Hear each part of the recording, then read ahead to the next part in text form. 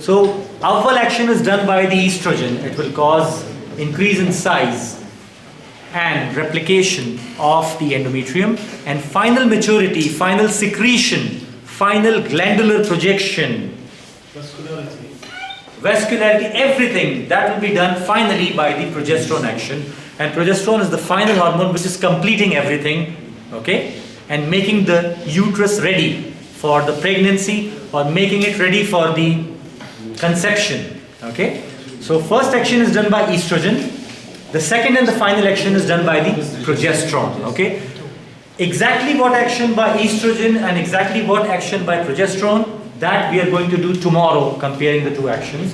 But they are both working in the uterine cycle during the process of the periodic menstrual cycle.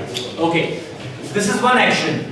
What is the effect of progesterone on the breast now? Coming to elder tissue in the females, breast. Yeah.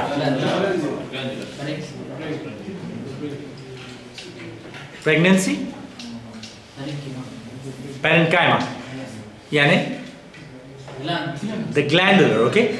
The glandular parenchyma, the secreting glandular, the alveoli, okay, or those portions, the glands, the final portions of the glands. Yes, this is the most important, plus some fat deposition also. It is contributing to the fat also. But the main action is coming on the alveoli and the epithelium, the secretory portion of the gland. Okay? That is the main job of the progesterone. Alright? Okay, some other actions of the progesterone. Progesterone has a thermogenic action. When I say thermogenic, what is the meaning of the word thermogenic? Increase? Yeah. Alright. Thermogenic action, heat producing action. Progesterone, when it is secreted during the ovulation time or after ovulation, it changes the body temperature of the female. It increases the body temperature by 1 degree. Okay? That we'll see in the ovarian cycle again. What kind of change is coming and how the change is coming. It is thermogenic action. Okay? So this thermogenic action is important. It is the only thermogenic hormone of the body, and that is the indicator of ovulation also. Please. We'll talk about that later also. One more action, it is making the respiratory center, tanaffus, more sensitive to the carbon dioxide. You know, carbon dioxide stimulates the respiratory center. If progesterone is modued, then it becomes more sensitive to the carbon dioxide, and the response changes slightly, okay? So it has an action on the respiratory center also. Keep it in mind. These are the main actions of the progesterone.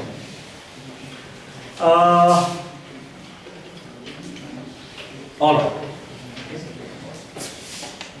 Progesterone also have a feedback effect on the hypothalamus and the pituitary during the ovulation cycle. It also has the feedback effect. Just like estrogen has an effect, progesterone also has a feedback effect on the hypothalamus and the pituitary gland. It means on the control axis. Okay. Progesterone also has some special effect which blocks the aldosterone. Okay? If it blocks the aldosterone,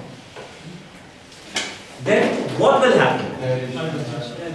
Alright. It means it has a decreasing effect on the sodium reabsorption. If it is blocking the progesterone aldosterone action, it means it is promoting natriuresis. Slight natriuresis is increased. Okay? Keep it in mind. It has some blocking action or antagonizing action on the aldosterone working. Alright.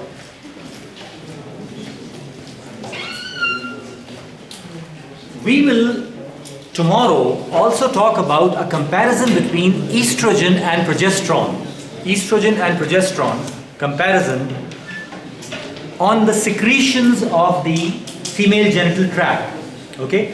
When estrogen is kathir in the blood, what will happen to the secretions of the cervix and the vagina? And what will happen if progesterone is increased in amount? Okay? And what is the significance of these secretions? Tomorrow we'll keep this point also. I have not discussed this point, But inshallah, during the cycle, when we are discussing the changes in the uterus, changes in the vagina, changes in the cervix, we'll come to this point.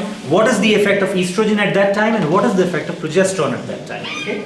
If I discuss all those things right now, it will lose the effectiveness because tomorrow we are doing the cycle, and in relation to the cycle, it will be more understandable. Okay? Some of the actions are written here, but they are not really certain actions. Like one action, sleep promoting action, hypnotic action. Look at the last point. Hypnotic action is written. Hypnosis means sleep inducing action, okay, or sleep promoting action. Does it really cause? We are not sure about it. It has been mentioned, but not really very much. Okay. Even metabolic actions are not very definite, so I have not really mentioned those actions like insulin actions or insulin like that. I have mentioned only those actions which are really very, very important and which are documented completely and known completely. Okay. Action on the genital tract, action on the breast, action on the respiratory center, action on the body temperature. These are the main actions that we have discussed for the progesterone. The feedback action on the pituitary and on the hypothalamus. Okay, I am not discussing androgens with you right now.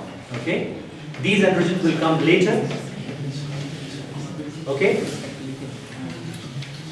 activins and inhibins are special substances, and these are related by ovary. The relation is with the female control cycle or the feedback. Remember, activins and inhibins. Activin means activation. Inhibin means inhibition. Okay, so in the feedback cycle, these are the feedback hormones which can stimulate or inhibit the secretion of the gonadotropins. Okay, they have a special effect on the pituitary gland, and acting by pituitary, either they can increase or they can decrease the FSH secretion. If you are saying activins, then activins should increase or decrease. Decrease. And if you are talking about inhibins, out of activins and inhibins, activins have a minor role really. Okay, we do have activins, not important, but when we talk about the role of inhibins, the role of inhibins is a significant role. So even if you don't talk about activins, it's not important. But don't forget inhibins. Okay, inhibins are much more important for the feedback control rather than the activins. Only a little role we have known so far. Okay, and we are not sure about the follistatins. They have some role in the tissues, a local role in the tissues, in the metabolism. We are not sure about their role. So I am not interested in mentioning the roles of the follistatins, activins and inhibins, and even I am not very importantly concerned with the activins. I finally confine myself to inhibins. Okay, keep it in mind. All right.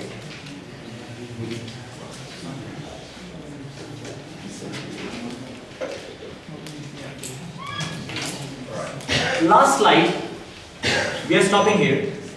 Just have a look at the feedback controls. Okay? Just have a look, please. It is the last slide. What are the three levels? You know these three levels very well. Hypothalamus. It's a hypophyseal gonadal axis. Okay, or hypothalamo-pituitary gonadal axis. Okay. The topmost is hypothalamus, controlling hormones are there, gonadotropin releasing hormone, GnRH is modued, you know that, okay? It is controlling two hormones, FSH and LH, which are secreted in different phases of the female cycle. Tomorrow we are going to discuss that, okay? And then finally the level is gonads, testes and ovaries, okay? We are talking about ovaries right now. From ovaries, okay? So what happens, GnRH stimulates FSH, and FSH is causing growth of the follicles.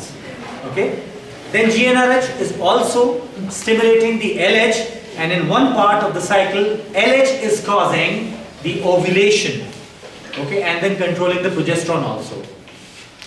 After that, what happens that finally the ovaries are releasing some feedback or the feedback hormones we just discussed right now, okay, and the most important feedback hormone coming from the ovary is inhibins, okay, which is secreted by the ovaries. Inhibins will go back and inhibins will control the FSH secretion. Okay, so FSH is stimulating the follicles, then follicles and probably some other cells outside the follicles, they secrete inhibins, and inhibins are going back and controlling the FSH. Okay, not the LH, FSH feedback. Okay, estrogen and progesterone directly, they have a controlling feedback effect on the LH. Okay, for LH you keep estrogen and progesterone, for FSH you keep the inhibin mainly. Okay, it's like this. Now what will happen? Let us keep it for tomorrow. Negative feedback and positive feedback. I mentioned earlier that estrogens have both effects, confusing effect, negative feedback and positive feedback. Tomorrow we will analyze at what time in the cycle, which days of the cycle do we have the negative feedback, in which days of the cycle we have the positive feedback, and again in which days of the cycle we have the negative feedback again. So how do we go in the cycle? When is the feedback negative? When is the feedback positive for the estrogens? Okay. Does it happen with progesterone also? Does it happen with other hormones also? We'll see tomorrow, inshallah. So we are stopping here. Okay. We have discussed the basic functions of estrogens and progesterones. Okay. And we have simply talked about the axis of regulation also, which is very easy. But this will come again tomorrow, inshallah, when we discuss the ovarian cycle. Tomorrow's discussion, what time do we have a class tomorrow?